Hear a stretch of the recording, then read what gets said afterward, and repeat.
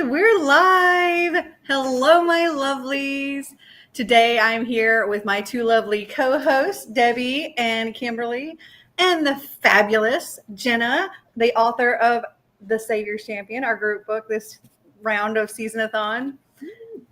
I'm so excited to talk to you about this book. Thank you so much for having me. I'm excited to be here. And I brought my little co-author who she doesn't contribute much. She's just cute. And that's little Miss That's Buttercup. enough of a contribution. Thank you. She contributes kisses. Thank you. Support kisses. She'll poke her head up every once in a while. We love the doggy kisses. Yes. Right? Kay says hello. So I personally read The Savior's Champion the year that it came out. Like, I want to say just within months of it coming out. And I did, at the end of the year, a top 10 or something books of the year. And of 2018, The Savior's Champion was my number one book. It was so good. It really, really stuck with me. And this was a reread for me. And I had such a fantastic time reading it again, especially knowing things, knowing what the twist is. Mm-hmm. Yeah. So I'm going to jump in and let them ask any questions they have. Sure. We're going to try to keep the first part a little spoiler free for those that are joining us, though we will probably get into some spoilers later. If we do end up saying any spoilers, we can just put our hand up to signal, hey, mute it if you don't want to hear a spoiler. Sounds good. Smart. I'm terrible. Even books that aren't out yet, I'm like, do you want a spoiler? And they're like, Jenna, shut up. I can't help it. So I'll try my best. Well, we can totally do spoilers. We just gotta let people know, hey, this is a spoiler, so mute when the hands are up. Kay says, I was worried. I was like, I can't hear them. Her laptop was muted. Hello, book friends. Hi, Stephanie. Okay, well, I'll go ahead and start. I want to know where your idea for this came. It's so ironic that you asked that because I'm wearing a 9 Inch Nails shirt, and it came from not planned. It came from a 9 Inch Nails song. I was listening to Head Like a Hole, and I'm one of those people where I get a lot of my writing inspiration from music. And every time I listen to that song, I would kind of imagine this deadly tunnel that men are navigating through to win this beautiful redheaded bride who turns out to be not what she seems, or personality wise, motivation wise, I'll just put it that way. I just imagined it every time I listened to that song, and I remember thinking it's too bad that I don't know anything about videography and I couldn't bring this to life the way I see it. And I just remember driving one day and being like, Jenna, you idiot, you're an author. Why don't you just write a book instead? And so that's where the idea stemmed from. And then obviously it grew from there and everything. Awesome. One of the ways I have described this book is it's like The Bachelorette, but deadly. Yeah, a lot of people say The Bachelorette meets Spartacus, Gods of the Arena, and I'm fine with that. That sounds about accurate. It's so much fun to read. It's just it's well paced, I think, because we constantly have we move from one thing to another to another to another, and you don't have an opportunity really to get bored. And it is a big book. It's not a little 300-page book. This is 555 pages. Sideways. How big? Yeah. I have it on Kindle, so I don't have a physical representation. Okay, yeah, that's it probably weighs 5 pounds. Yeah, I always joke it's you got a book and a weapon. So someone breaks in, you just smack them across the face, you're good. It might weigh more than Buttercup. Yeah, it probably does. Yeah, I liked as you said, the ebb and flow of everything. It kept going, but it wasn't all high the whole time. It was too much. It had that nice flow throughout. And I was interested in finding out how you came up with the different games that or the trials that they had to go throughout the book? A lot of that came from like pretty much everything that you see underground, except for the pigs. Everything that you see happening underground, I got the idea while listening to the song. Like I could see like the hanging vines. Pretty much everything comes from music. I was listening to "The Beautiful People" by Marilyn Manson when I got the idea for the statues, you know, and even the piggy obstacle. I was listening to March of the Pigs. So that one's pretty like self-explanatory. And I remember I got the idea and I'm like, this is so stupid, but I'm gonna do it anyway. There's not a playlist in here, is there? Yeah, There isn't, but I have one. I have one on my website and it's on Spotify. So I could drop the link if you guys want. Hold on. Absolutely. I could drop it. For sure. I could drop That'd it be in great. the comments. But yeah, a lot of people ask for that. I used to make videos with the playlist because everyone knows that I get my ideas from music. So they're like, we want the playlist. So I had videos for, wait, come on, let me. I feel like my husband would love this playlist. I was telling him on the way here, I was like, every once in a while, like he doesn't read a lot, but every once in a while I'll come across a book that I read and I'm just like, oh, you need to read this. You'll love it. And I told him that about this. So I was like, what? I think you would really love this book. The last one I told him that was Fourth Wing. Oh, really?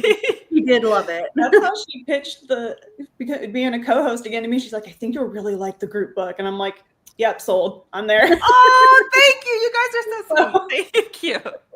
I dropped the link in the private chat, so if you wanted to share it or anything. Let me copy that. I have one for every book. I even have one for the Savior's Army, which isn't out yet, and so and then I'm working on the final books playlist as I work on the final book.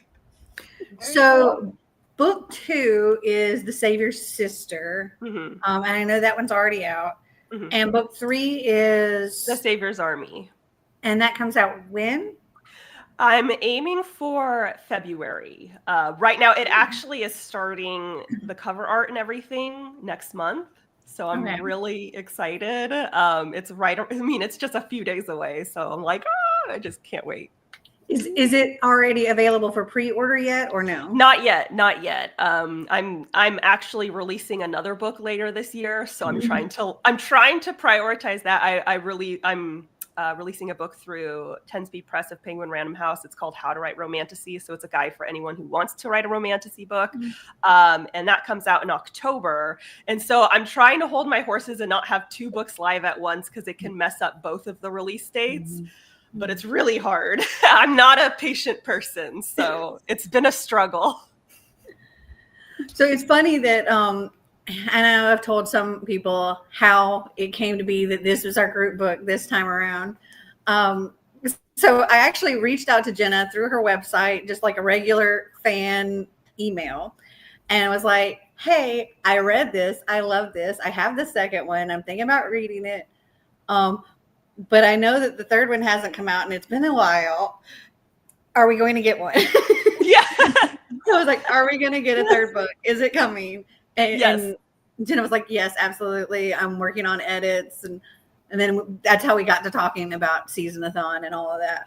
Yeah, I had to take a break, which was super frustrating, but it was necessary. We had some medical crises in my family, and so that took precedent. I also have a YouTube channel, Writing with Jenna Moreci, and I had to take a break from that as well. So now the algorithm is all screwed up on my channel, but it was necessary because, people were in the hospital. So I had to take a break for a while, and now it's all, getting back going again. And I'm like, guys, the book is finally coming. Thank you for being so patient. I'm sorry, but people were really, really sick. Like I couldn't help it. Writing with, there we go. Yeah, I didn't even realize you had a YouTube channannel. So I'm going to. Oh, wow. Yeah. And then when you told me about the book, I looked up your name and I was like, oh, wait, I think I follow her channel. So I was like, I made like it too exciting to finally read your book. Oh, okay. Thank you. So I just went to the channel and it like how it auto loads that first video and it was the How to Write Romantasy and the costume. Yeah, I was a shadow daddy. I always did a lot. in a lot of my videos, I dress really stupid, and everyone I do lots of like cosplaying of the characters in Savior's Champion, and everyone's like, "Are you ever gonna dress like Layla or Cosima or Delphi?" I'm like, "No, I always dress like Vrondis, the bad guy, because it's like that's more fun. Like I just want to look dumb and silly." And so that wig is my little sovereign wig and everything, but I just dolled it up and decided to be a shadow daddy that time. It had wings and everything. I forgot to put the ears on, though. I was going to put fairy ears, and I forgot.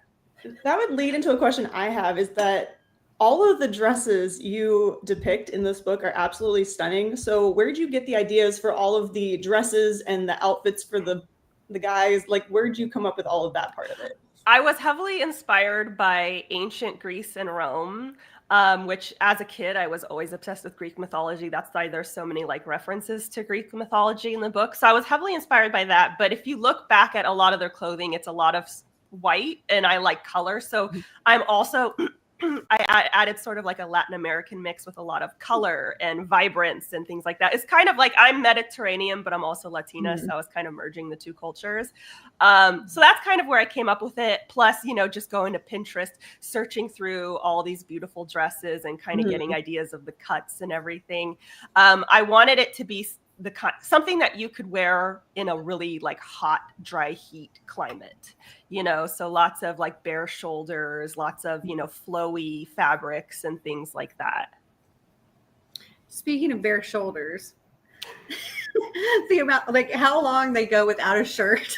And it was so funny when he finally got his shirt, and right after that, it's like, okay, shirts and skins, and you guys are skins. Yeah. And I just got my shirt. I love that scene. It's just like the audacity of you taking my shirt.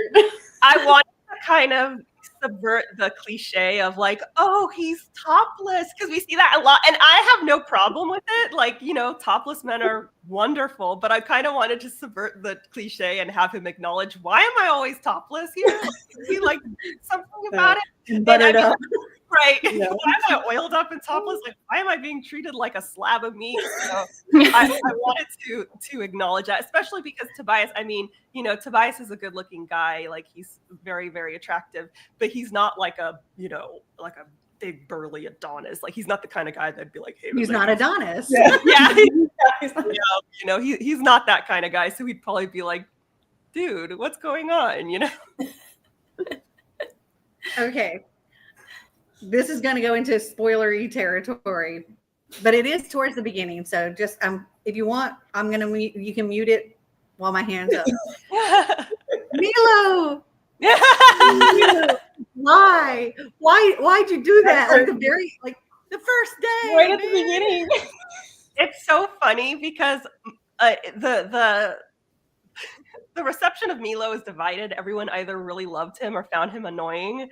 And I didn't have a I didn't have a goal. I wasn't saying like you have like with certain characters, you want people to like Tobias, you want people to dislike Brondis, but with Milo, I didn't have a goal. I was just writing him to be who he is. But I found him annoying. And so when I did kill him off, I was like, thank God I don't have to write him anymore. I was so relieved to not have to write his dialogue anymore. Honestly, kind of remind me of someone who I knew in real life who was annoying.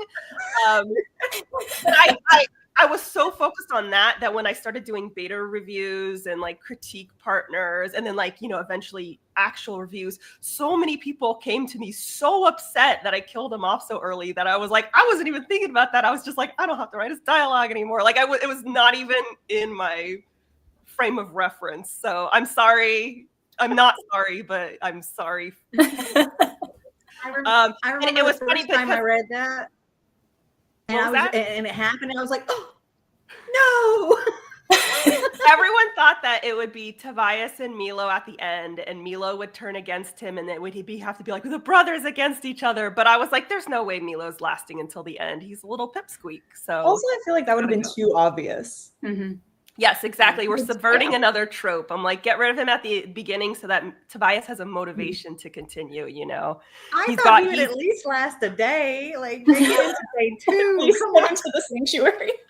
I didn't even make it there. Like, just and all he wanted to do was meet the savior, and he didn't even get to do that. He met the wall instead. So sorry. I'm a bad person. I can acknowledge it. For those that unmuted, and the first thing they hear is, "I'm a bad person." I'm a bad person. I'm constantly having to apologize for things for this book specifically. So I'm like, I think like 18 people die. So I'm like, what do you want? Fight to the death I turn. mean, some of them deserved it. Yes. Let's be real. Well, no, not 18. No, because there are 2 that are released. Yes. Enzo and 13? Well, there are people who the- die who aren't in in the the tournament. tournament. So there are And then there's the off. No, not the Caesar. off. Enzo and Raphael. Raphael. That's what I was Yes, thinking of. but some people die who aren't in the tournament. So I think it's 16 people in the tournament die, and then 2 people who aren't in the tournament. Well, 3 who aren't in the tournament. I'm like doing the death math. 3 who aren't in the tournament die. So There's a many. lot of 2 of them die off page. So Yeah, I mean, what is it, like 3 of the contestants die in the very first, like just getting through the first day, getting to the sanctuary. for me, it was like, I dang, gotta that get is- rid of some of these people because there's too many people to keep track of. No one's gonna remember. So I'm like, just make them go away. Get rid of them. The first tunnel was the first night on The Bachelor. Right. Yeah. Exactly. And it's funny, know. realistically, I wouldn't have survived. I wouldn't have survived the vines. I don't have the upper body strength. I would have just catapulted. So we know that 2 were released. So they survived, but they were not continuing part of the competition. In future books, do we see those characters again? Yes. Everyone who is still alive at the end of the Savior's Champion and the Savior's Sister, you will see again in the Savior's Army. So that includes, there's a couple of new characters introduced in the Savior's Sister, or there are characters that you see very briefly in the Savior's Champion, and in the Savior's Sister you see a lot more of. Everyone comes back in the Savior's Army, so you will see Raphael and Enzo again. So far, beta readers have been very excited about Enzo. His role in the Savior's Army, he's become the new favorite. So I want to say things, but I can't. I like that. I like Enzo. Mhm. And I felt for Enzo. Mhm. Also, Xander. I know. My son's name is Xander. No, I'm sorry. That's double bad because he was in precarious positions. Oh my God. I was listening. Butters I is was like, listening to the last part of this, like as we were driving down here, because I don't live here. I'm just visiting, and I was listening to it, and I was like, my husband's playing something on the radio or whatever, playing his music, and so I had my earbuds in, and I was like, oh, and he's like, what? And I was like, Xander's dead. He's like, what? I was like, in my book. Yeah. Yeah. Okay. This is a spoiler, but I'll be vague. People in past books, Tobias and Layla are not the only love story in the Savior's Army. I'll say that. So there's other characters who may have been single in the Savior's Champion might be finding their people in the Savior's Army. I'll just say that. So not Xander though, because he's dead. Yeah. I'm wondering if Flynn and Cosima end up together. I cannot say, but a lot. I will say because that would spoil anybody that hasn't read. I will say that's a question I get a lot. They're like, they deserve each other, and I'm like, really, they do. Yeah, really, they do. Yeah. With no power, no nothing. But they're both hot, so they got that, you know. That's what they have going for them, right? And he was just like, I'm in love. I love her so much. Right. I mean, you know, she's got the juicy doubles, so that can make someone fall in love. One of my beta readers said that all the time. He's like, they're just in love with her juicy doubles, and it's like ingrained in my brain now. So another thing, it actually made me chuckle while we were driving down here, and it was the scene when they all had to make an appearance. There was like they were having like a presentation. Yeah. And they all had to come out beating their chest and all of that. And when Tobias looked out and he was like, it's just a wall of tits. Just every shape and size, just jiggling and bouncing all over the place. Just like tits everywhere. I was listening to that. I was giggling. I thought that was just so funny. Yeah, I really wanted it to be kind of like, obviously the main intention of the book is like, I just wanted people to like have fun and enjoy it and it to be exciting and adventurous. But I did want to sort of mirror like, you know, reality TV and sensationalism and how there will be horrible things going on, like absolutely terrible things going on. And this whole tournament is completely outdated. Like it began centuries ago when, you know, warrior and pounding your chest was the norm. But in this society, it's not really the norm anymore, but they still, it's sort of like the Super Bowl in a way where it's like, we know that these guys are getting major brain damage, but we still watch because it's so entertaining. And we're just like, we'll pretend they're not getting the brain damage. It's sort of like that, but like to the, you know, nth degree because these people are dying, you know? And so all these people are just so excited and they're going crazy for this tournament, knowing that like everyone's dying, like it's not what it seems, it's outdated. Maybe they shouldn't really be like following this custom anymore, but they're like, tits, like these guys are so hot, I don't care, you know? It's sort of like, you know, it's supposed to be a mirror of that. It's sort of like, you know, like, hey, you know, maybe we can evolve as a society. But you know, it's hard when it's so entertaining and so captivating and you're just glued to the proverbial screen. I also thought it was cute. There's a little part where when Tobias and the giant are, you know, competing, and he gets up on the thing with all the people, and he's got his sword, and the kid was like saying something, and Tobias was like, yeah, it's dangerous. Never touch one of these unless you. He's doing his public service announcement, like, yes, sir. He's like, who brought a kid to like a fight to the death tournament, you know? And it was so funny because my editor left a comment. She's like, this is like NASCAR for Thessians. And I was like, yeah. She's like, he's just like, who brought a kid here? Like, someone's about to get murdered. And the kid's all like, let me play with the sword, you know? So he's like, never touch it. And he's like, yes, sir. Yeah, whatever you say. And then when they're all the remaining at a certain point, they get the Lorelites and like you know, leader of men and blah blah, you know, all of these things. Friend of the artist. And Flynn is like friend of the artist. Right. You know, he was just like, I loved that. I was laughing so hard. I was like, you deserve that, sir. Thank like you. really friend of the artist. Really? The ultimate insult. Yeah, that was another, like, he's the prince and I'm sort of subverting the Prince Charming trope. It's like he's charming, but in a very like arrogant and sort of obnoxious way. And he thinks he's going to be the winner because he's the prince, but really he's getting upstaged by an underdog. And he's just like, this is not how it's supposed to work. You know, this is not what the script says. Like, I'm supposed to be number one because I'm the prince, but not this time. I feel like though, yeah, he's arrogant and annoying, but I feel like he has a good heart overall. I do. I feel like Flynn has a good heart. Like, I can't say things. Like, you can read future books. Well, okay. But where I mean, yeah, you could see where he turned and everything. But it was also like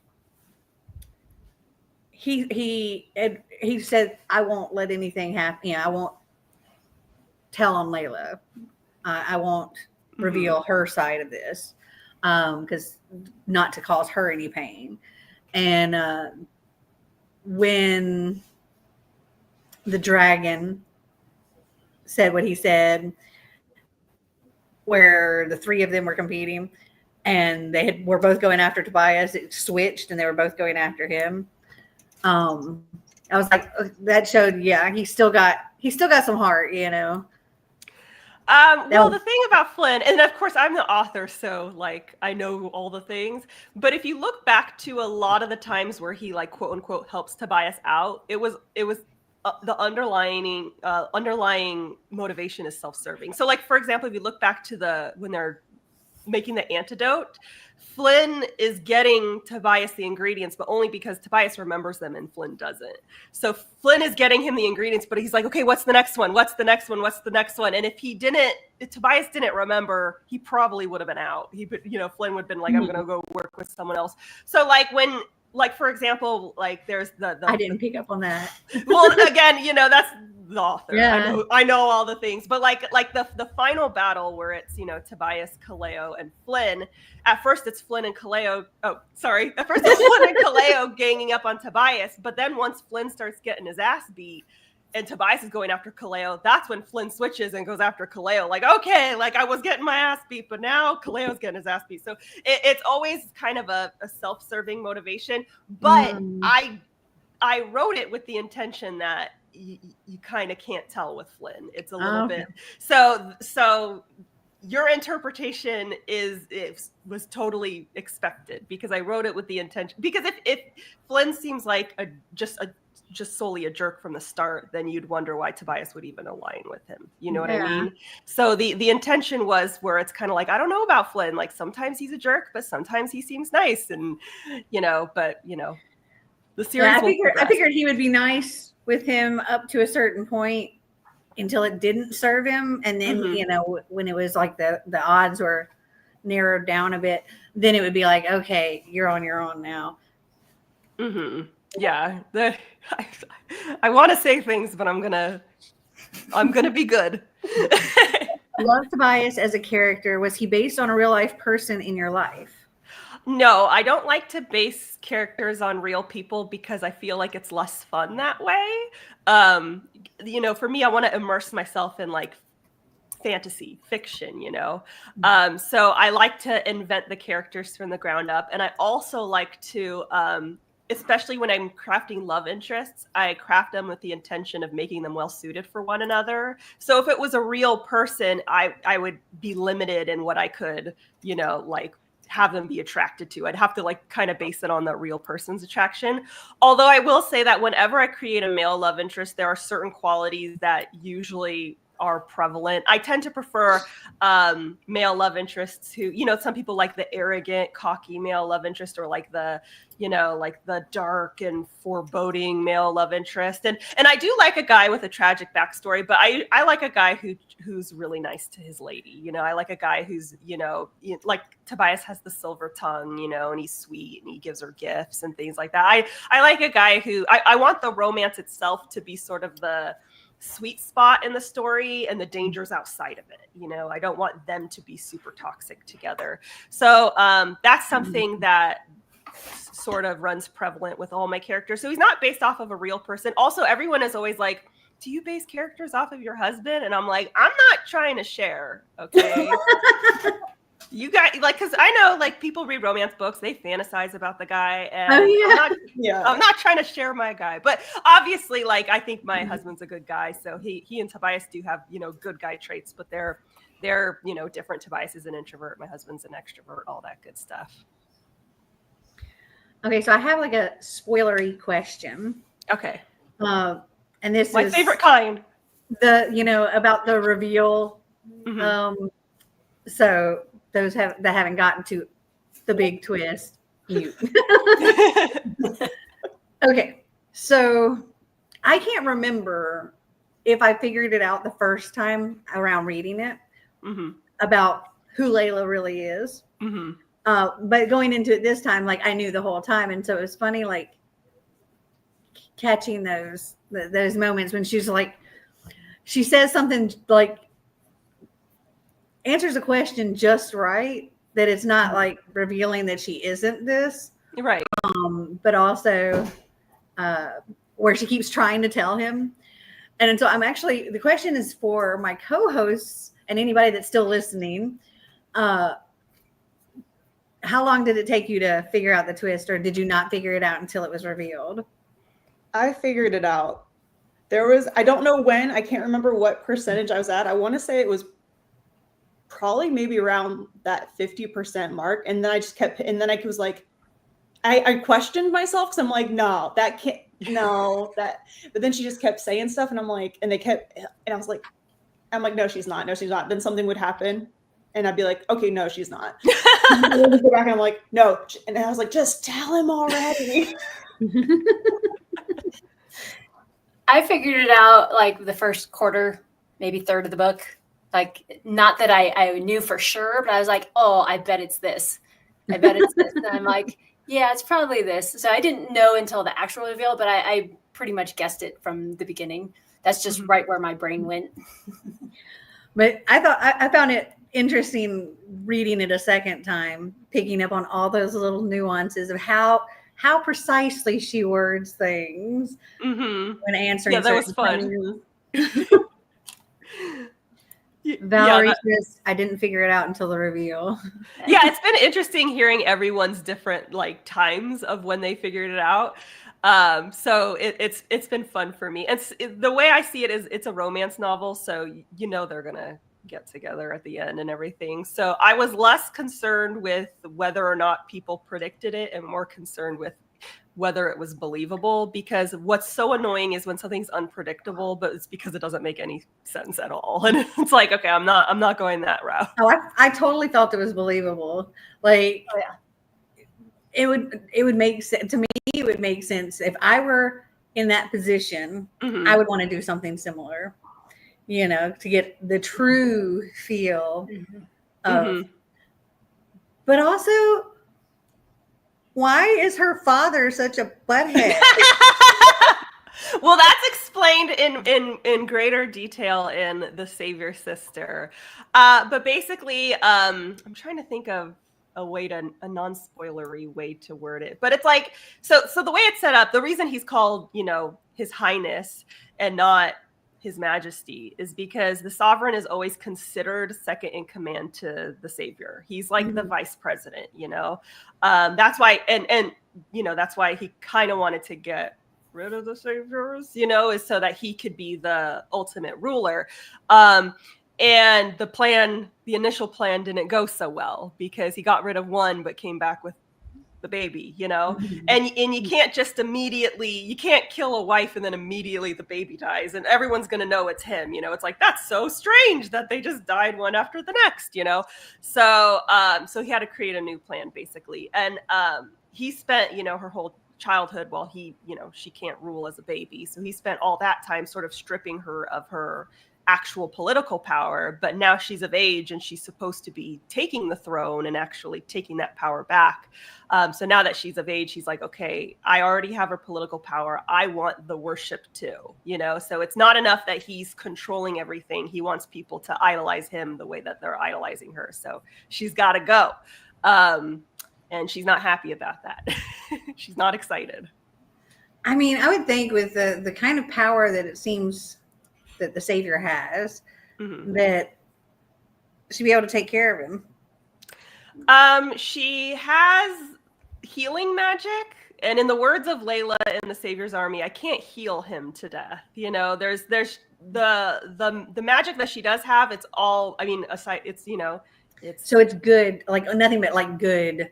Yeah, she doesn't have killing magic. You know, she actually, I mean, this is a spoiler, but you'll find out in the Savior Sister anyway. The magic that she does have is she can see dead people. That's something that you'll see in the Savior Sister. She can read emotions through colors and, you know, like senses. So that's why sometimes she was so in tune to how Tobias was feeling, is because she could see his colors. She can poof, you know, the shadow walking, and she can heal with her touch. And the shadow walking and the emotions is helpful in a strategic way. You know, if someone's trying to attack her, she can shadow walk away. But nothing is like is a weapon. Everything is offensive. Yes, everything is more like defensive as opposed to offensive. And you know, so there's not a whole lot she can do, especially since he controls her army. He has all the political power. The Senate is all in his pocket. She pretty much, I mean, and again, you'll see this in the Savior Sister, her only allies are her sisters. So, well, you know, supposedly Cosima, Pippa and Delphi are pretty much her only allies. So that's why she's very untrusting. She doesn't trust people. She especially doesn't trust men, because their Senate is all men. Her father's a man, and they don't respect her. They're not aligned with her. So it's just her and 2 of her sisters, and none of her magic is weaponizable. I have a question about Pippa. Mm-hmm. Is she has a developmental disability. That's what I was thinking. Because she seemed so like innocent. Yes. Yeah. She has a developmental disability. Yeah. So mentally she's more like 9, 10. And so it's just that's and Layla is very protective of her, for that reason. And that's why usually when Pippa's around, it's Layla's there with her because she doesn't want anything to happen to her. And because, Pippa is so mentally young, if she could, be easily susceptible to, as prey, essentially, just like children. One part that you could kind of see her as very innocent through a lot of it. But one part that kind of made me think, okay, there is something else, was when she was comforting Tobias and she just was like, it'll be okay, Ducky. It'll be okay, Ducky. It'll be okay. Just repeating that. Yeah, he's just like, this is not working. But, for her, that makes her feel better, and he's just like, no, this isn't making me feel better, but I'm glad it makes you feel better. Kay is asking, who is your favorite character? Is this for the author or for all of us? I say we all. You can go ahead and answer, Jenna. Who's your favorite character? Well, I always try, a lot of people will say that they'll write their story but end up liking a side character more than their main characters. I try to design my main characters as I would want my favorite characters to be. So Tobias and Layla are always my favorites, but outside of them, my favorite is Enzo. But that's also because I've written the Savior's Army, and he just steals the show in the Savior's Army. So, but I did love him in the Savior's Champion and the Savior's Sister. But in the Savior's Army, he really shines. So that's my answer. I know most people's answer is Delphi and Orion. Oh, I think mine would probably be Orion. Mm-hmm. For me, obviously Tobias and Layla. Yeah. But outside of them, outside of our main 2, Orion. Yeah, probably Delphi. Mm-hmm. I liked her. I got tickled when she was talking about the twins. Yeah. She's a scoundrel. She doesn't have a mark anywhere. I would know.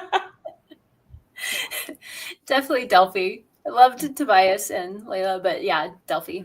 Yeah, Delphi is everyone's like, I wish Delphi was my friend, and I'm like, I know, same, but what can we do? We're not in the palace, Yeah. And she really shines in the Savior's Sister, because the Savior's Sister isn't a sequel, it's a companion novel. So it's the tournament told through Layla's perspective. So you're seeing all the stuff that you didn't get to see in the Savior's Champion that kind of fills in the blanks. Like, why is the Sovereign doing this? How did Layla, manipulate these situations and everything?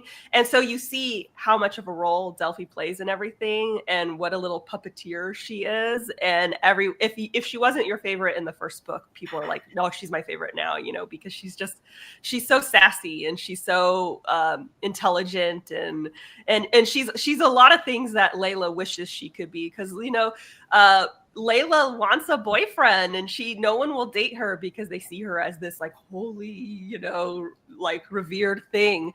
And meanwhile, Delphi is just, dating around and having fun, and she's so elegant and smooth. And Layla's like, I want to be elegant and smooth, but I'm just don't know what I'm doing, So it was really fun to write that perspective. One of my favorite scenes, and it was a hilarious scene, and I picturing it. Oh my goodness. The bath scene. Oh yeah. Where he's learning to dance. Pulled out of the bath completely naked, and they're like, dance with me, and he's like, I am naked. Grab this sheet. He's like, I saw your cock. Right. He's like, He's like, thanks. Tell us how it is. Yeah, I call that his Justin Bieber moment, where all the girls have Bieber fever, and he doesn't, because at this point he's been underground, so he doesn't know that he's super famous at this point, that he's like favored. And I mean, like, he gets some inkling of it, like when he fights the giant people. But at the start of that, they were calling him bait, and then at the end, they're chanting for him, and then he gets some inkling of that when they go to the through the Garden of Megara, but he doesn't know the extent of it. And so the bathhouse scene, he's just like, I don't know what's going on. Like, why is everyone screaming? And so he's Justin Bieber, but doesn't know he's Justin Bieber. And so he's just like in absolute chaos. And of course, Flynn is getting super jealous because he's like, I'm supposed to be Justin Bieber. But it's Tobias instead. It's funny because my betas all called him Tobias the Flyest. So we're like, it's just because Tobias is the flyest, obviously. Like that's what's going on here. So he's at this point he's famous and doesn't know it, and he doesn't realize that like everyone's paying attention to him at this point. But then he eventually catches on. Mentioning the garden, I'm curious why it wasn't just other statues and why it was statues of the saviors if they turned into something like terrifying, because like aren't the saviors supposed to be like these good healing whatever things, right? And then like majestic, that they are healing the land and all this stuff, but their statues are like freaking like terrifying monsters that are going to rip your throat out with their teeth. Well, they are like basically when every savior dies, they like create a statue of her with wings. So that's why there's so many statues, and they are beautiful, but the magic is that they turn like, and the reason for that, there is backstory to it. And I was thinking of writing a short story about this, but basically it's called The Garden of Megara, based off of a savior named Megara. And she was extremely jealous, and her champion, she caught cheating on her and she had him executed. And then she insisted on having a whole new tournament to find a new champion. And she constructed the garden because she didn't want a man who would look at any other woman but her, which is stupid because they're statues and you look at statues. But she was, psychotic. Basically, she was not right in the head. And so so what she did, it's and you'll see this in the Savior Sister, it's a specific type of blood magic that is used. So the statues aren't like that all the time. Like on a normal day, you could just walk through the statues. It requires a specific blood magic, but it was a blood magic that was created by Megara to turn the statues evil, to punish any men who looked at anyone but the savior, who looked at any woman but the savior. So that's where it came from. And basically it was like kind of like a one-time deal for her second tournament, and only one guy survived because they're statues, like it's not an actual woman, so only one guy survived, yada yada yada. But basically someone in the Savior Sister revives that magic for the purpose of trying to take out, the non-beasts. It was a tactic to try and get rid of Tobias, basically, because it's art. Like people look at art, it's a normal thing to do. So that's where it came from. It came from one really crazy savior who had a lot of jealous tendencies, and they revived the magic to try. I would read that short story. Thank you. Yeah, and that's another thing. Like everyone, give it to me. Yeah, everyone worships the savior as this like, all good being, but that's another part of it. And that's something you see with Layla, is like Layla's not perfect. She cusses, she kills people. She like they're regular flawed people who just happen to have this magic that everyone worships and deems as holy. So like there have been saviors in the past who are terrible, like Megara, who is just a mad woman, and so it everyone thinks that all the saviors are just like, but it's not really that way. Yeah, that scene also gave me major don't blink vibes the entire time they're walking through there. I'm just like, nope, statues with wings. Yeah, it's funny because it can't be good. I've never seen Doctor Who, but everyone's like, this reminds me of Doctor Who, and I had to look it up. I'm like, oh yeah, it's like reverse Doctor Who. But what it reminded me of was like Mario, like Super Mario and the ghosts, But that's sort of like Doctor Who too. So that was my first thought as a video game, and everyone else was like Doctor Who, and I had to look it up. I'm like, okay, that makes sense. Except these statues are pretty. That's the difference. Something I thought about this time around when listening to this was this would make such an awesome series, like TV series. I would love to see this. I would so watch it. I mean, I think people would be hooked to watch that, like episode after episode. And like each episode, there was one of the challenges, and the stuff that went along with that, or what actually, and this is not something that I've talked about a lot, but I actually, for a period in time, was in talks with a movie producer who was interested, and they had produced a lot of, I don't want to name names, but they've produced a lot of like really big movies, like Oscar nominated movies and stuff, and it eventually fell through, obviously, because there is no movie and there's no TV show, but only a fraction of a percent of books ever get in the talking stages of a movie or TV show, let alone become one. So I'm just honored that I even had a moment to discuss the potential of it. You know what I mean? Like, so I'm just, for me, it's like, if that's all that ever happens, I'm happy with that, because I did not expect it. That's not why I got into being an author. I just want to write stories and entertain people. So it never dawned on me that would happen. So when that did happen, and again, like I said, it eventually fell through, but it was exciting that I'm like, oh my gosh, like I can't believe that I'm talking to this person who's, produced movies that I've watched, in movie theaters and things like that. So it was very, very exciting. But again, it obviously didn't work out. I would say I would prefer it to a television series versus a movie, because it's long, the way it's laid out could be laid out into episodes so well, because like have that bachelorette feel, right. And I think it would need to show Tobias and Layla's story side by side, because the second book's a companion, so it would make more sense as a TV show.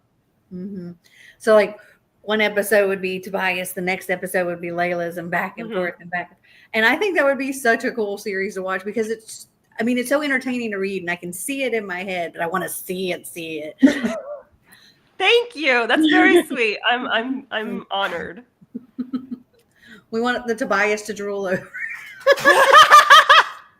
That was another thing we called the Tobias bias. We're like, I've got the Tobias bias. So, there you go. People always ask me, like, who would be the actors who play the characters and stuff. So I had to create a fan cast online. Like, here you go, vote for who you'd want to play the characters. Oh, I feel like we need the Tobias bias on a shirt. Yeah. Oh, it's funny because I think I did have that temporarily, because I have a merch store. And I had underwear that said "Unhand Your Nethers," but then the merch store they stopped producing underwear, so I had to get rid of it. But yeah, I think I had the Tobias bias up there temporarily, but not Tobias the Flyest. So. Well, this was such a fun read. Oh yeah. Thank you. Thank you so much. Yes.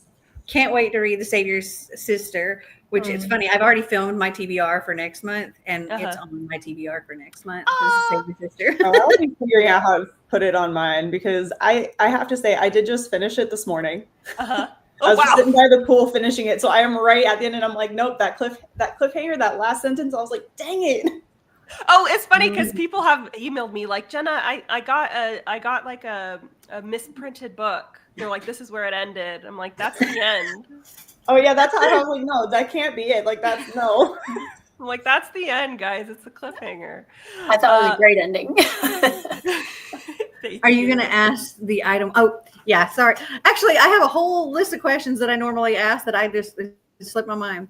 So these are not necessarily book, like this book related, but it's just in general. So do you have like this one thing that you have with you whenever you're writing? Like, I don't know, like a little talisman type thing. There you go. the princess herself. Hello. She looks so majestic right now. She's like, yes, it is I. She looks so yeah, funny, I just wanna, I know.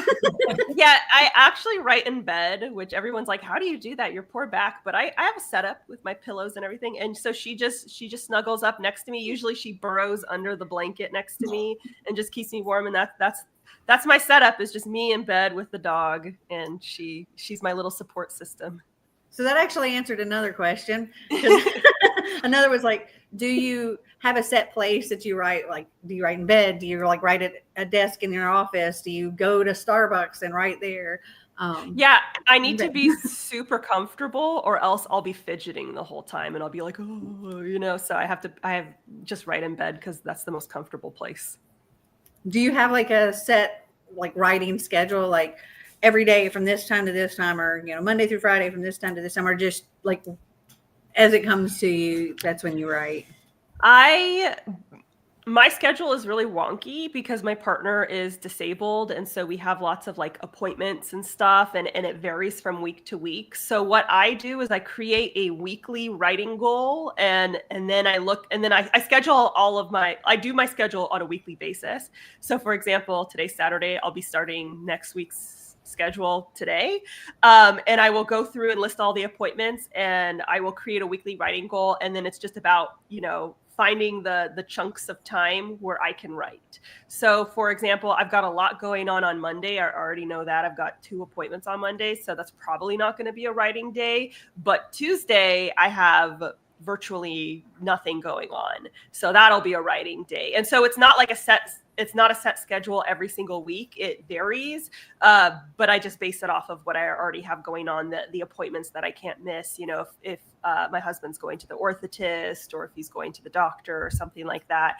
And then I will, kind of wiggle the writing around it. Do you have a go-to like snack when you're writing? Do you snack while you're writing? Not really. I'm one of those where I'm writing and then I'm like, why am I so angry? And I realize it's 6 p.m. and I'm starving. I'm one of those. So not really, and I should basically. I just get in the zone and I drink a lot of water, maybe like sparkling ice. And then I realize that I love sparkling ice. I know, it's so good. And then it just gets to the point where it's like 5 p.m. and I'm starving, and and then I'm just like, oh. You need like a hidden snack chest under your bed, right? You just grab into. A nightstand, a drawer, and some dog treats in there too. Right. It's funny because I do have dog treats in the nightstand. Like, we see where the priorities are. It's not with me. It's with her. Yeah. She's like, that's right. So cute.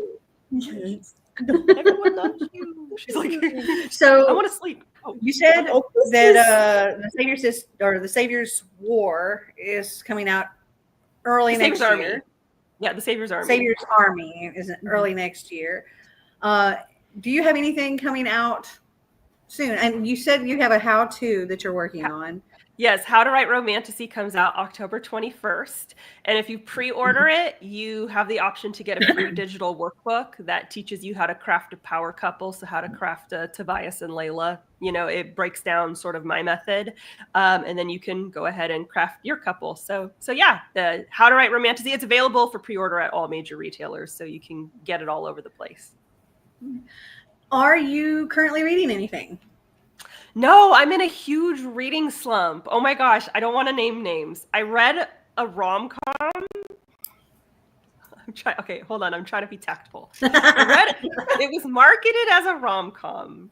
I know, she's like desperate for attention. It was marketed as a rom-com. Thank you. She knows it. She knows it. So it was marketed as a rom-com. It had the rom-com cover. It was a dark romance, and everyone is entitled to their own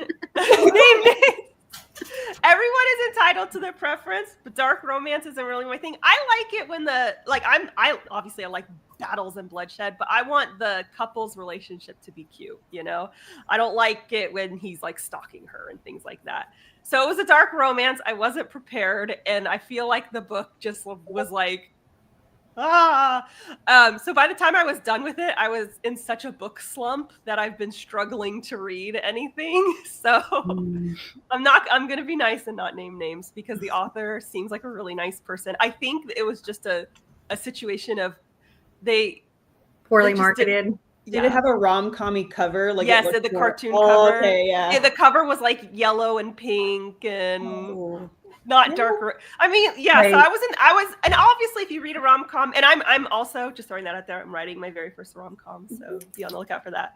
But usually, like if you're picking up a rom-com, you want something fluffy and light, and I got like the exact opposite, and I was like, this is just messed up my whole cover to TBR. match what's inside too, and when it does that, you're like, oh, that wasn't quite what I expected. Yeah, like it had like caller, was it?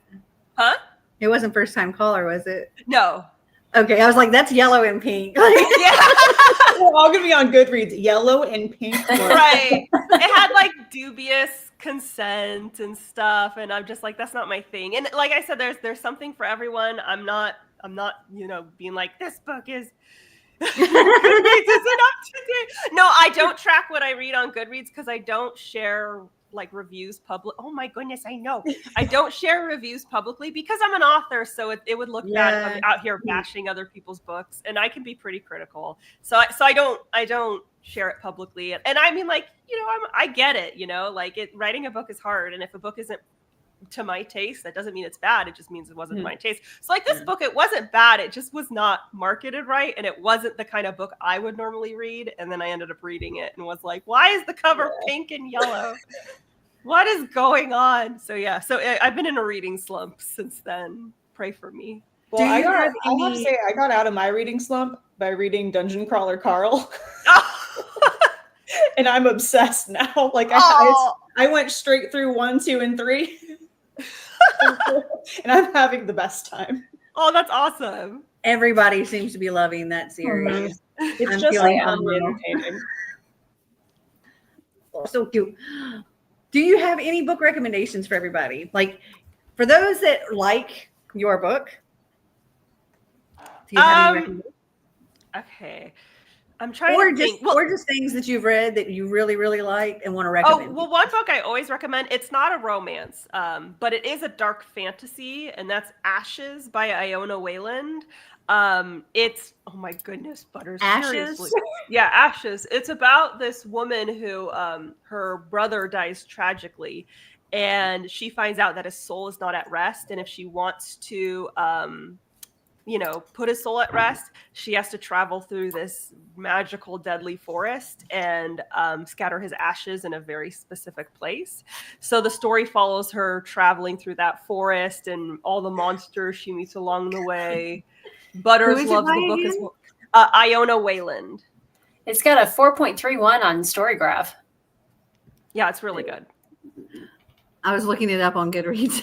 That cover looks cool. Yeah, I really enjoyed it. But again, it's I wouldn't say it's like The Savior's Champion per se, because it's not a romance, but it is a dark fantasy. And it's so if you like all the dark fantasy vibes, definitely. Okay, I just have to tell you, right? Okay. So I'm on Goodreads. I'm on Ashes, and I scrolled down, and it says readers also enjoyed. The first thing that shows is The Savior's Champion. That's awesome. Oh yeah, I know. I see it too. It's right there. It says The Savior's Champion, The Prince of Toronto. It's because I'm always recommending it. And Shut Up and Write the Book. And the Shut Up and Write the Book is there too. It's because I'm always recommending it. I'm always shoving it at people, like, go read this book. But yeah, that's the first thing that comes to mind. So along that line, do you have a favorite book of all time, Jenna? The books that come to mind as like favorite of all times are the ones where I don't reread because I'm afraid that if I reread the book, I'm going to notice something and hate it. So it's like they're books that are memorable to me because when I read it, I just had that like wow feeling. And now I'm just sort of like, okay, I'm keeping that feeling and I'm not reading it again just in case it ruins that. So the first one that comes to mind is like the first book that I had already wanted to be an author, but when I read this book, I thought this is the way I want people to feel when they read my book. And that was Ella Enchanted by Gail Carson Levine. Obviously, Yeah, see, we're the same. Like, obviously, the type of books I write are very different from that, but I read that in the 4th grade, and I just remember thinking, like, I just was, like, so captivated by that book, and I was like, that's how I want people to feel when they read my stuff. And then a total 180, Dante's Inferno. I really love that book, which kind of showcases that I like writing about some darker stuff. I just thought that he took like a really obviously horrible and gross setting and he described it so like beautifully. And I was like, why are you making this like torture and stuff sound so pretty? You know, I enjoyed it for that. And right. And then I really liked A Clockwork Orange, which is like totally out of all of the zones of what I write. I just thought it was really, really creative, like how he basically created his own slang and language. And also, this is a book that follows like a really heinous person, or like they're a rapist, they're a murderer, they're a gang member. And as the book progresses, you start to root for them. And I remember having this like crisis of being like, I should not be rooting for this guy. And I just thought that was so like, that's a really good writer. If they can make you kind of like someone that you know you shouldn't like, sort of like the show and book You, where you're like, when you said that, that's what came to mind. I was like, You by Carolyn Kepnes. Mm-hmm. Yes, it was. I just thought that you have to be really talented to do that, because this is the sort of character that in most books is the villain.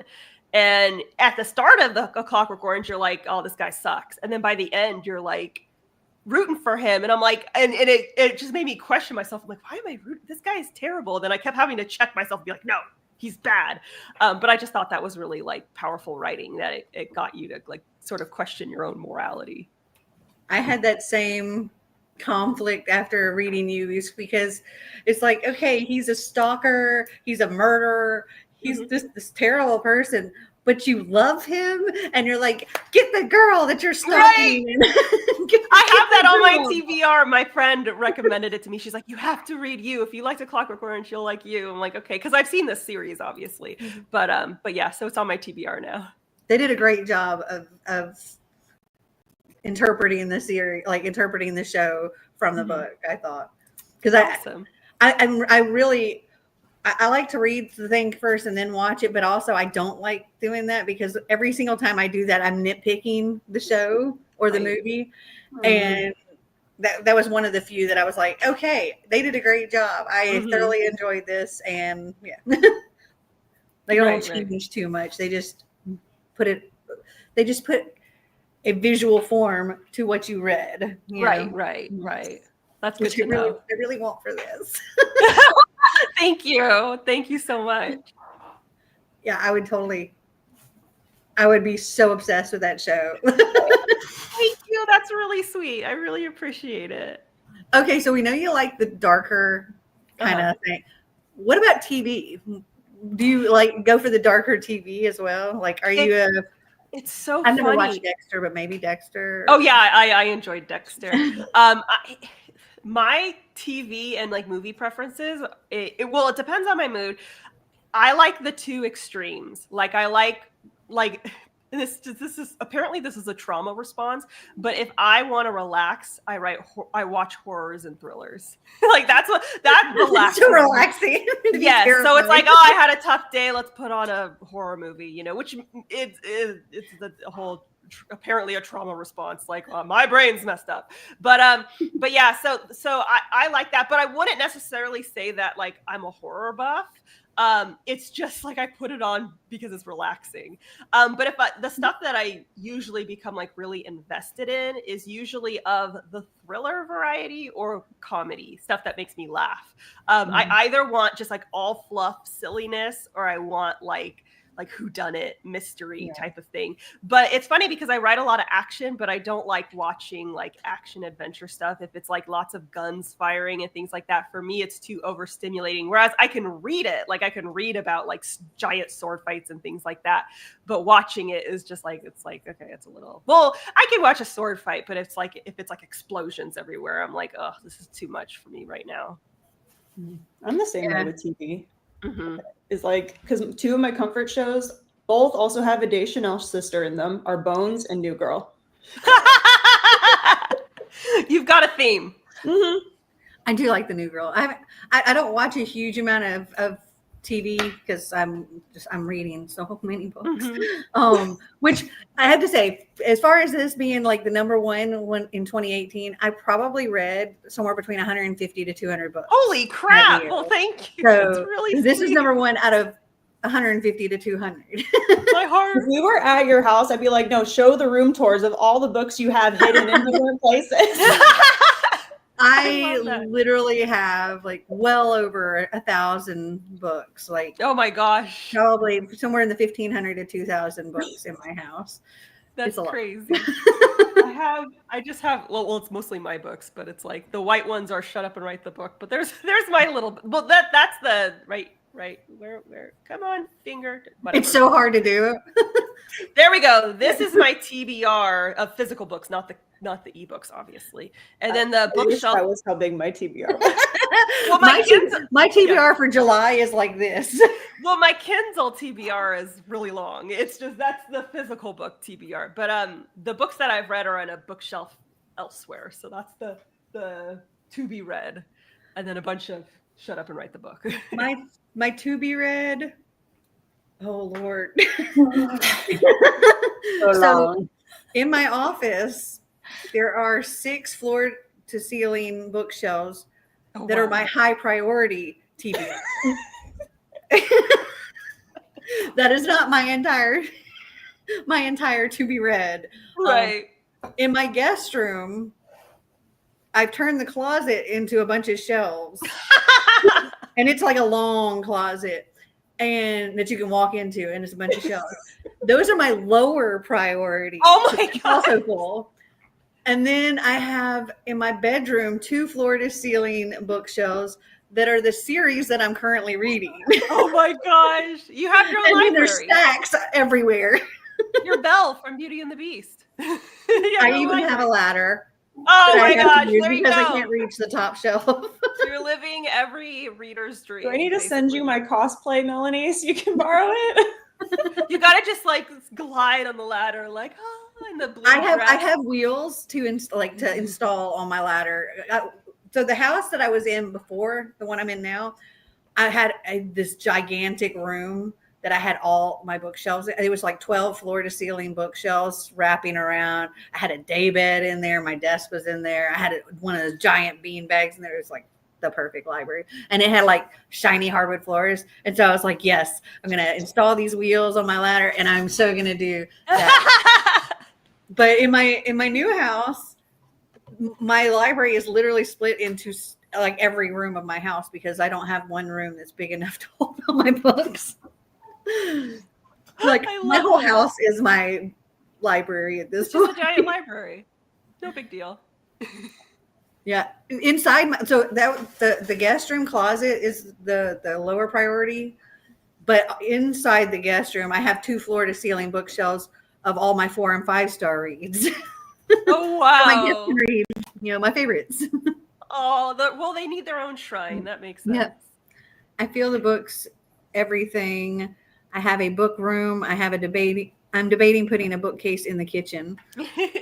So you can read. My dining room also has like 6, I think 5 or 6 floor to ceiling bookshelves in my dining room.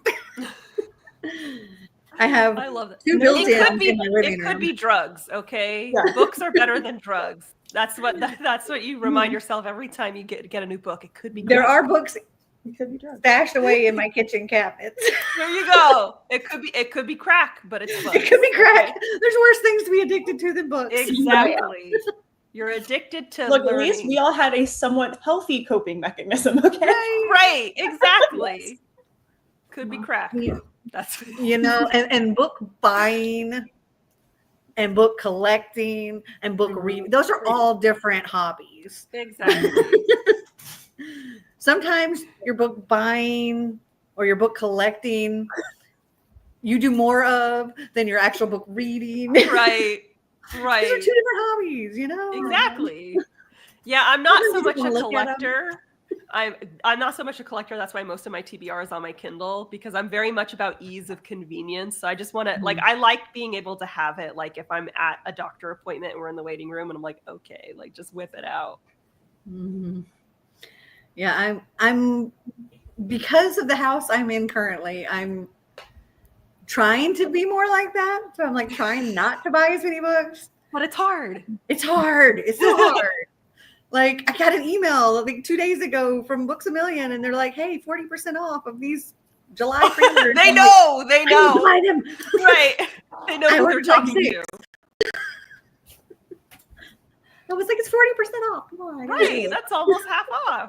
Right. They know what they're doing. They know who they're talking to. They're like, Mhm. we know. They she speak will my break. language. Yeah. Did you just run over your toe? My mom's sitting across from me. Oh, She backed out. I'm like,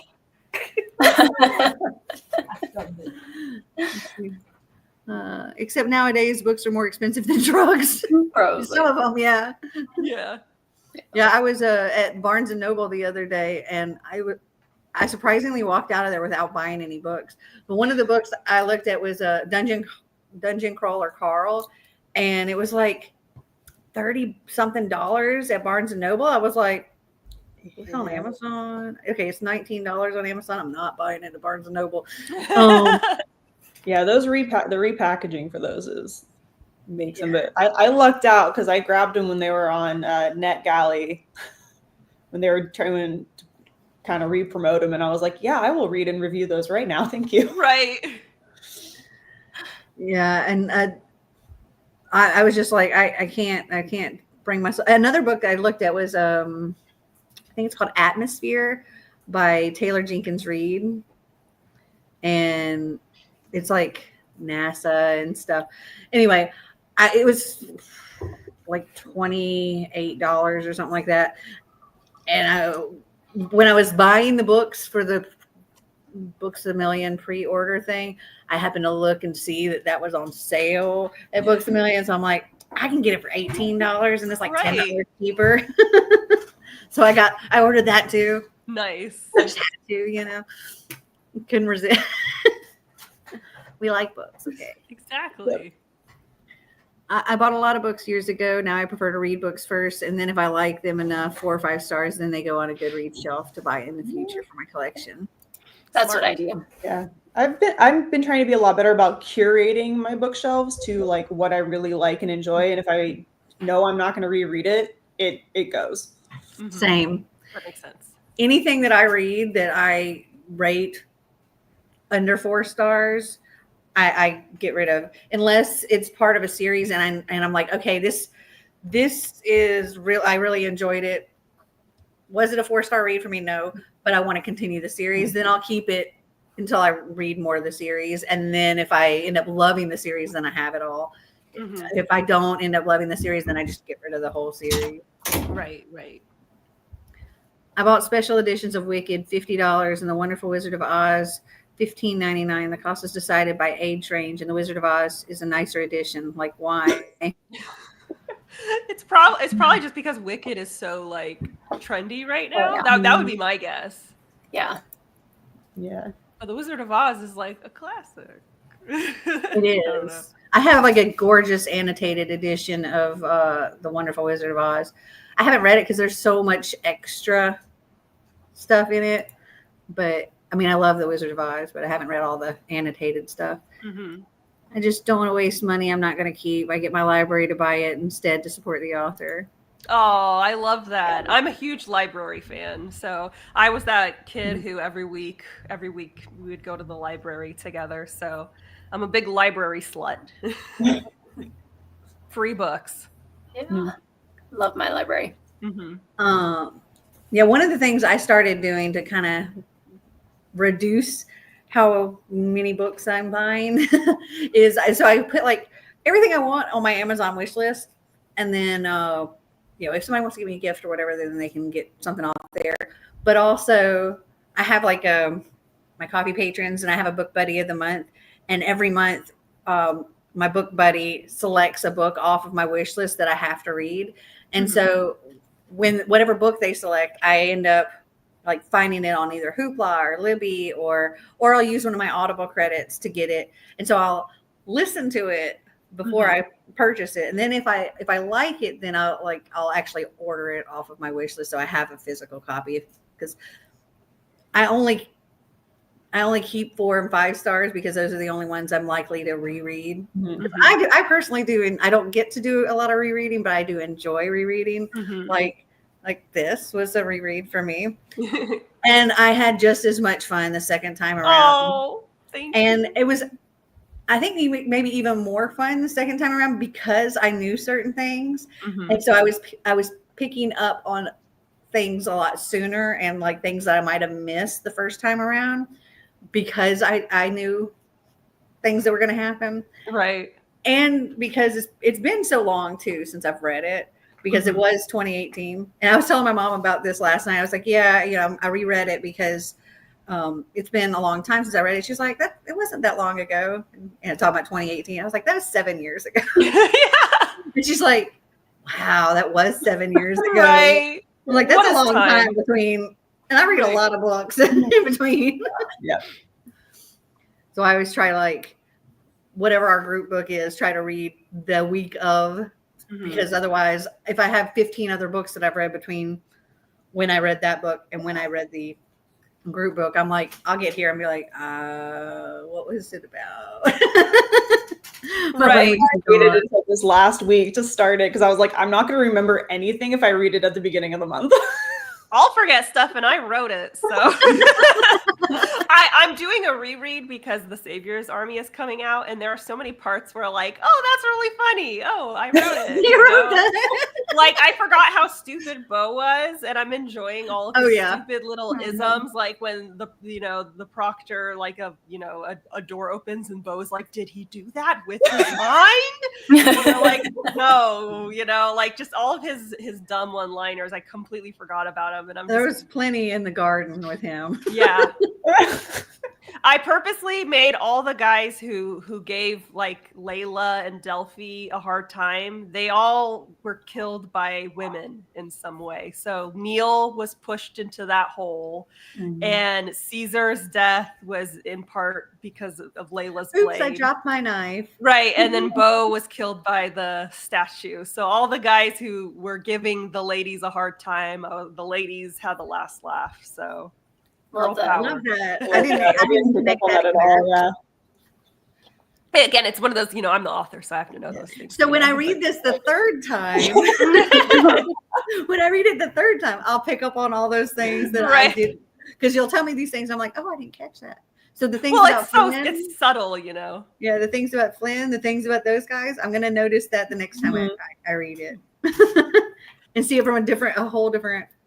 Yeah, but like I said, like these are like the little things that I'm not expecting people to notice, or like, it's all like under the surface, but I do these things intentionally, but there are a lot of things that I don't expect people to pick up on, because there are some things where it's like, you're not supposed to, and there are some things where I purposely left it ambiguous. And then there are other things where people will be like, did you do that on purpose? I'm like, I can't believe you noticed. That's so cool, so that's always fun. So I know you were talking about, like, you thought about doing a short story for that first Savior. What if you did like a collection of short stories about different saviors? That's something I've considered as well. People want to know about the very first Savior. People want to know what would happen if there was a lesbian Savior. I already know exactly what would happen there. And also there's a lot of characters in the book that people want to know more about. Like people want to know why Kaleo is the way he is. And so, people want to know more about. My mom is under the table right now. and there are some things that I know are going to happen later, but the readers don't necessarily get to see it because the stories are told through Tobias and Layla's perspective, and if they're not in the room, the readers aren't going to see it.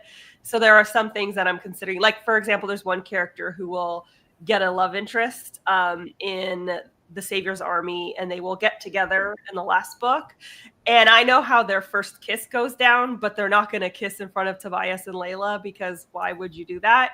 And so I kind of want to write a short story their first kiss, So things like that. I love that.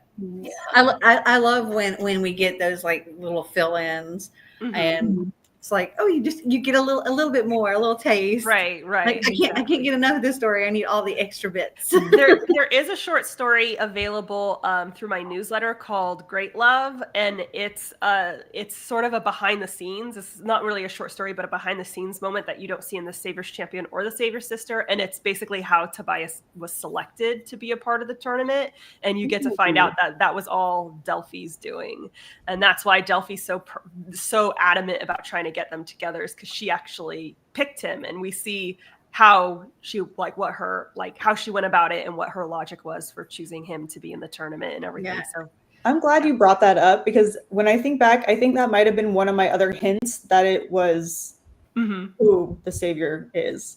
Right. Was Delphi saying something to him, and I was like, she said, I picked you. I picked you. And I was like, yeah. And I was like, wait a second. Wait. Come again? I feel like Delphi dropped a lot of hints too. She wanted, and you'll see in the Savior's Sister, she was the one who was like, just tell him, And Layla didn't want to, because if it was one of those things where if he reacts badly, she's dead, So for me, it's like, I get it, because it's a life or death situation. If he is upset and tells anyone, she's murdered, So I get why she didn't tell him, but obviously as the reader, you're like, he's her by the shoulders and be like, just tell him. Right. You know that Tobias isn't going to get upset, but from her perspective, it's like, I only have two people in my life I can trust. What are the odds he's the third, but Delphi's just like, oh, just tell him, it's fine, and Layla's like, I could die. Okay. Like, let's be pragmatic. And I mean, he was like, I hate this competition. I hate the Savior. She means nothing to me.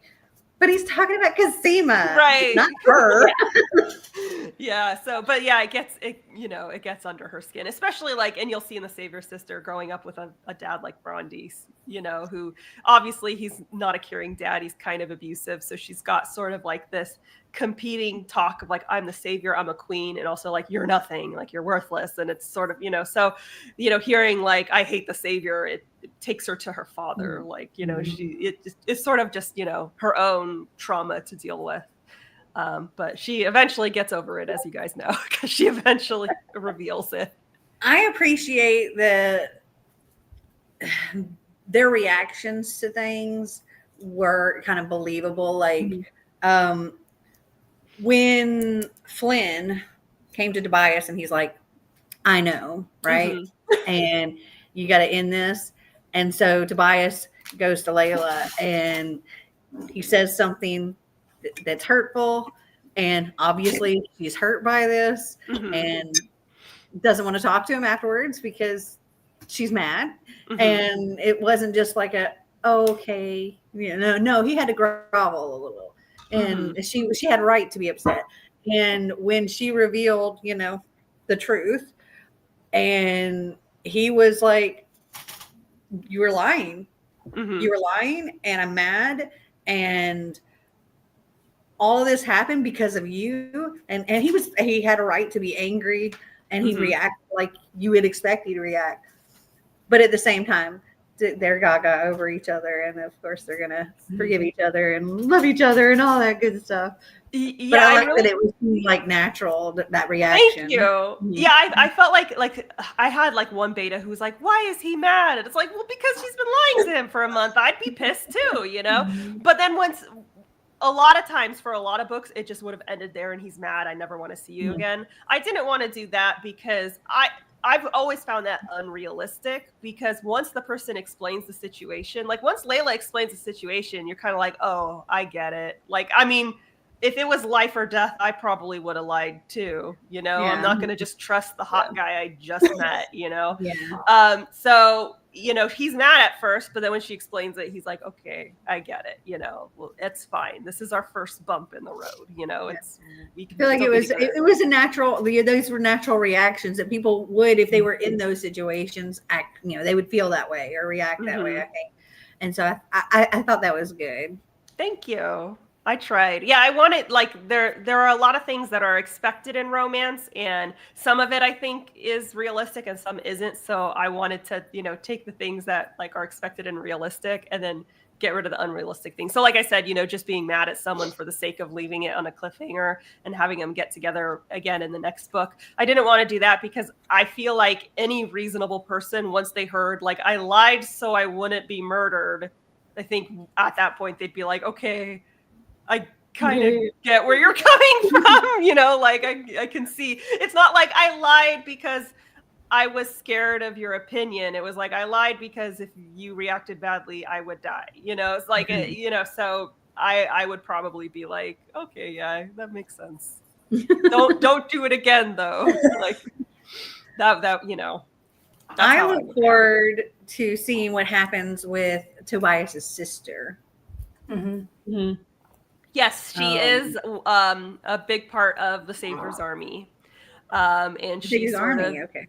Yes, and so because the Savior's sister, again, it follows Layla's story throughout the tournament, but in the Savior's Army, Naomi is on the run with Tobias, Layla, and Tobias and Naomi's mother.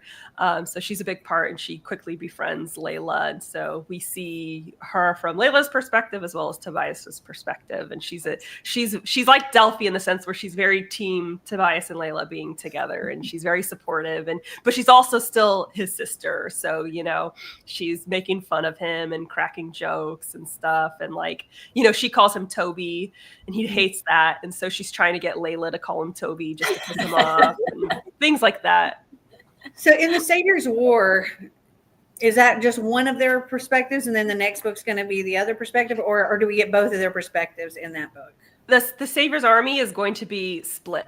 So one chapter's Tobias, the next chapter's Layla, the next chapter's Tobias. So it's going to be every other chapter because before, if we got Layla's perspective, in the book, some people were like, why didn't you just put TSC and TSS together? I'm like, that would be a 1,000-page book. So no, but yeah, like if we had Layla's perspective, it would kind of color. Oh, yeah.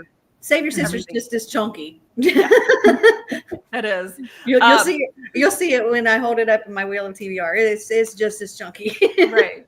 But yeah, so in the Savior's Army, it is every other chapter. So it starts with Tobias, then goes to Layla, and they're traveling together, and they don't have any secrets from each other anymore. So it's totally fine to be switching from points of view. And it was really fun that way because you'll see how their points of view are totally opposite in certain ways. They'll enter, they enter a villa, of a wealthy person, and Tobias is like, wow, this place is huge, oh my gosh, everything's so nice, and then Layla's like, well, it's kind of small compared to the palace, but it'll do, and then they'll be traveling, and Layla's never left the fortress before, so she doesn't know what anything is, and so she's like, it's a cottage, and they're like, oh, it's an inn, and she's like, I mean, it's an inn, she doesn't know what she's just looking around, and she's like, everyone's wearing brown, because they're poor, and she's like, what is she just is totally a fish out of water and doesn't know where she is or what she's doing, and she had ideas of what it would be like to be on the run, and they were all romanticized in her mind, but really she's sweating and her clothes are dirty, and she's at one point she's on her period, and she's like, I hate this, I don't this sucks, and so it's really fun writing their different points of view because there's, Tobias is really used to this kind of life, and she's just like, I hate this. My hair stinks. She's trying to make a good first impression to his family, but she's sweaty and her clothes are dirty. Meanwhile, they're used to that and they don't care. But to her, she's I'm making a horrible impression. So it was fun. So how interactive with your writing is your husband? Does he read your books? Does he read your chapters as you're writing them? Does he just not read them at all? He's very supportive. What I usually do is I read to him. So he'll be like, oh, what are you working on? can you read it to me? Which reading your writing out loud is really helpful because it helps you see if you're repeating certain words or if it's, if it's flowing and everything. And so I will read stories out loud to him.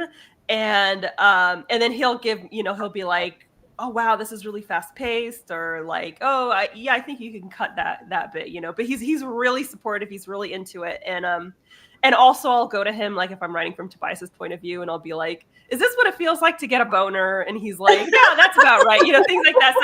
So he'll give me the male perspective, or I'll be like, is this believable for a guy to think this? Or does it sound feminine? He's like, no, that's believable. He's like, he'll be like, a good guy would think that. Maybe an asshole wouldn't, but a good guy would. Well, okay, that's what I'm going for.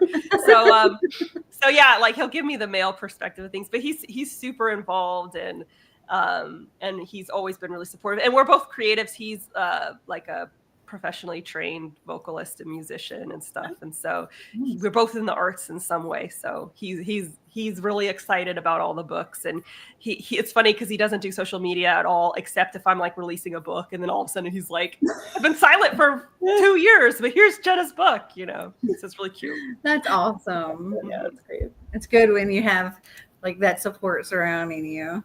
Yeah, he was my first cheerleader. Like when I first started writing, well, I've wanted to be a writer since I was a kid, but eventually, you know, the dream gets pushed out of you because everyone was like, you won't make any money as an author. So I ended up becoming a stockbroker, which is just like being an author. It's totally the same thing. and I hated it. Like I'm good at math, which is weird for a writer, but I'm good at math, but I didn't enjoy the job. And so finally I was like, I'm just going to start writing. And he was like, all my friends thought it was stupid. My family didn't like it. And he was the only one who supported me. So he's been the ride or die from the beginning. And then when my books took off, he's like, I told you, I knew it. You know? But it's just funny because stockbroker was supposed to be like the safe, like reliable career. And I make way more money now as an author than I did as a stockbroker. So everyone who said like, it's not a good idea, it's like, ha. Like, it worked out. Right. I love that. I love that. Yeah. Well, thank you so much, Jenna. It's been such a pleasure chatting with you, and I cannot wait to read The Savior's Sister, as well as The Savior's Army and The Savior's War, whenever we get those. I'm hoping to have arcs available in the fall for The Savior's Army, so be on the lookout, because you could always sign up for an arc and then you get to read it before everyone else. I will jump at that opportunity. We're going to be turning the notifications on. Like, Right. I will 100% jump at that opportunity. Be like, Awesome. yes, Oh, Yay. And thank you, everybody that has come and chatted with us and asked your questions and all that good stuff.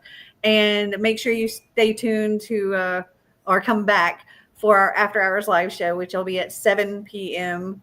Eastern time. It's weird. I'm on Central time right now. It's throwing me.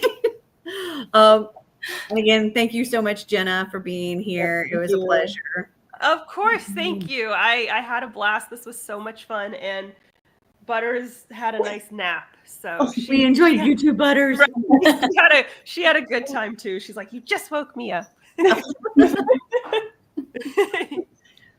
Well, thank you, everybody. I hope you enjoyed this video. If you did, give us a big thumbs up. If you'd like to see more videos like this, click that subscribe button down below. And until next time, remember to always be completely you. Bye.